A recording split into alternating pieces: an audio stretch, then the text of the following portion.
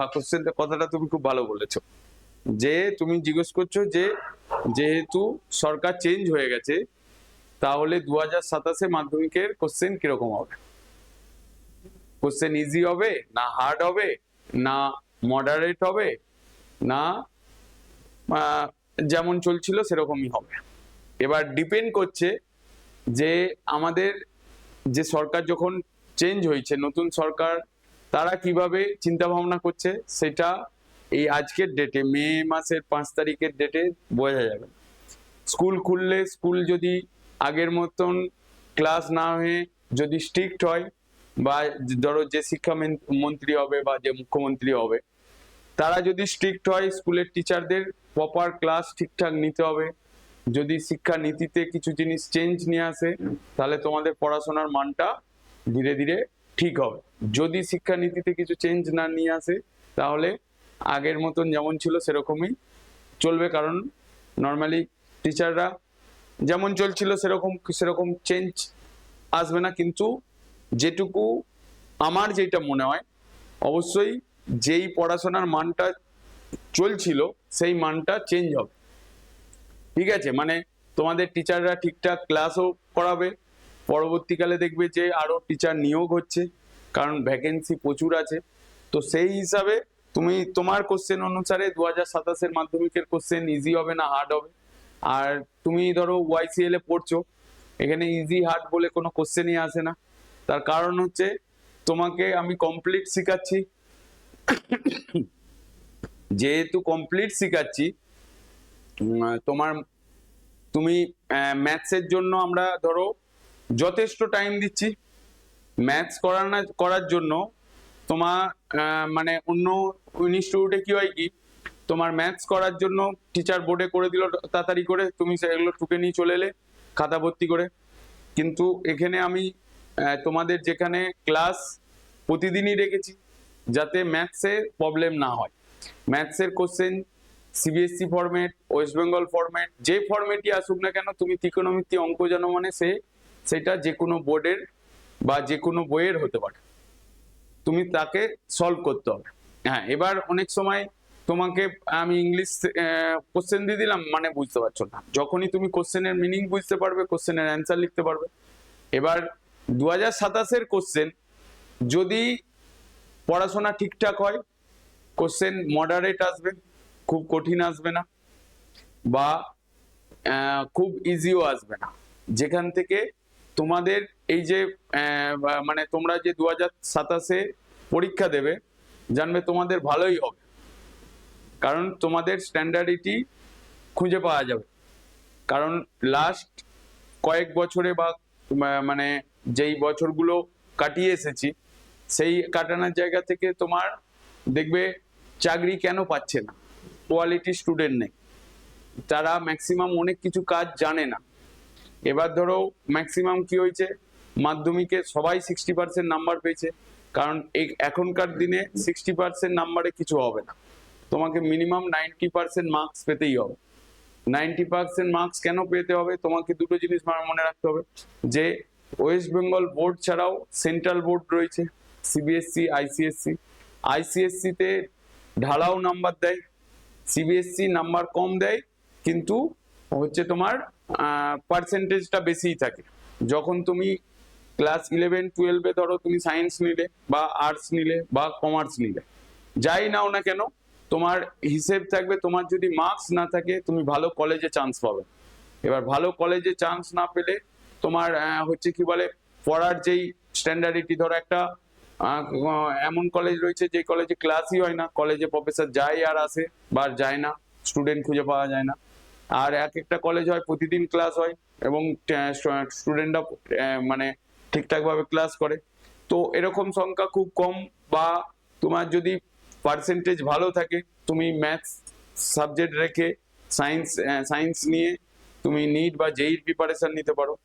NEET জেইর preparation যদি rank করতে পারো তাহলে তোমার লাইফ মোটামুটি সিকিউর হলো। এবার এই না যে নিট জেই নিয়েই পড়তে হবে, নিট জেইর ছাড়াও অনেক কিছু জব রয়েছে, মানে ধরো রেলওয়ের প্রচুর জব রয়েছে যেটা ওয়েস্ট বেঙ্গলের স্টুডেন্টরা কেউ ট্রাই করে না, মানে যখন কিছু হচ্ছে না তখন রেলওয়ের ফর্ম ফিল আপ করে।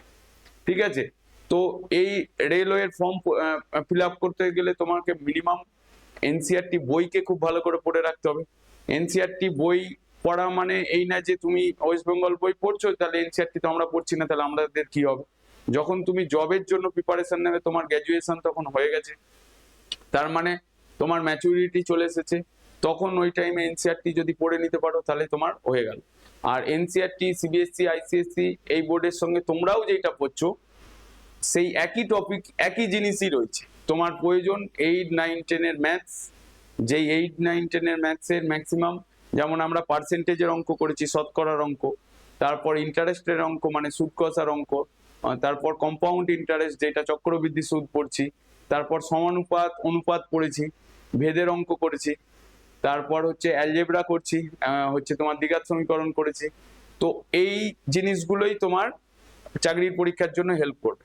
আর যারা ধরো মাধ্যমিকে কোনো রকম ভাবে ম্যাথসে পাস করেছে বা ম্যাথসে পাস করবে কিনা ডাউট আছে, কিন্তু আমি যতদূর জানি সবাই ম্যাথসে পাস করে যায়, মানে এ যাবৎকাল হয়েছে, আর এবছরও হবে 2026-এ। কিন্তু 27-এ কি হবে সেটা, যেহেতু সরকার চেঞ্জ হয়েছে, পেপার যদি ঠিকঠাক দেখে, মানে যে যেমন লিখেছে সেই অনুসারে যদি মার্কস দেখে, তাহলে পার্সেন্টেজ অফ পাসের হারটা কমে যাবে।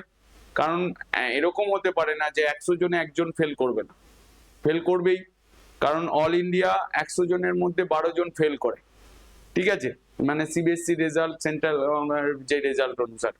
কিন্তু তুমি যদি চিন্তা ভাবনা করো যে আমাকে পাস করিয়ে দেবে, তো করিয়ে দেওয়ার থেকে চিন্তা ভাবনা করে লাভ নেই, যেহেতু তুমি কমপ্লিট ম্যাথস শিখছো। ধরো হয়তো তুমি বলবে যে আমার এখানে পড়ে, মানে ইওর কেমিস্ট্রি ল্যাবেতে পড়ে আমরা ম্যাথসের ওপর বেশি জোর দিচ্ছি। তার দুটো লজিক, তুমি যদি ম্যাথস যদি ঠিকঠাক জানো, পরবর্তীকালে আমাকে গালাগালি দেবে না যখন তোমার ম্যাচুরিটি এসে যাবে। আর যদি ম্যাথস ঠিকঠাক শিখে যাও তাহলে নিট জেই নিয়ে এগোতে পারো। নিট জেইতে ইঞ্জিনিয়ারিং বা মেডিকেলে যদি চান্স পেতে পারো, এর থেকে তোমার লাইফের ভালো জায়গার কিছু হয় না। তোমাকে ফোর্সফুলি বলা হচ্ছে না যে নিট জেই পেতেই হবে, তোমাকে যেহেতু সিলেবাসের মধ্যে রয়েছে 10 পর্যন্ত, সিলেবাসের সমস্ত কিছুই আর্টস থেকে শুরু করে ফিজিক্স, হিস্ট্রি, জিওগ্রাফি, ম্যাথ সবকিছুই শেখানো হচ্ছে। তোমার যেইটাতে বেশি ন্যাক তুমি সেইটাতে যাবে। তোমার যদি তোমার আর্টসের সাবজেক্টের ন্যাক থাকে তো আর্টসের সাবজেক্টের দিকেই যাবে। তুমি যদি সেইটাকেই ঠিকঠাক মন দিয়ে পড়ো তাহলে তোমার আর্টসের সাবজেক্ট দিয়েই তোমার লাইফ দাঁড়িয়ে যাবে। তোমার যদি সেটাকে মন দিয়ে না পড়ো তাহলে দাঁড়াবে না। এবার ধরো তোমার সায়েন্সের সাবজেক্টে, ধরো তুমি যেহেতু ম্যাথস করতে পারো, তার মানে তোমার আধা জিনিস, মানে সায়েন্স পড়ার জন্য 50% তুমি রেডি হয়ে গেলে। কারণ পরবর্তীকালে নিট যেই জন্য, সে নিট যদি নাও তাহলেও তোমাকে ম্যাথস জানতে হবে, কারণ তা না হলে ফিজিক্স করতে পারবে। যেই নিলে তুমি তো ম্যাথস করছোই। এবার তুমি বলবে যে আমরা এই যে 9, 10 এর যে ম্যাথস করেছি বা 10 এর যে ম্যাথস করছি, এগুলো কি 11, 12-এ থাকবে কিনা? এগুলো একটাও থাকবে না, একটাও। এই যে অ্যারিথমেটিক যেটা, মানে পাটিগণিত যেটা, এটা থাকবে না। বীজগণিতের মানে অ্যালজেব্রার ফর্মুলাগুলো ইউজ হবে। আর ত্রিকোণমিতিটা খুব প্রয়োজন, ত্রিকোণমিতি। আর ক্লাস 9-এ কোঅর্ডিনেট জিওমেট্রি, লেখচিত্র করেছো, ওইটার খুব বেশি প্রয়োজন আছে, ঠিক আছে। মানে ওখানে কোঅর্ডিনেট যেটা শিখেছো ক্লাস 9-এ, ওইটার প্রয়োজন খুব বেশি আসবে।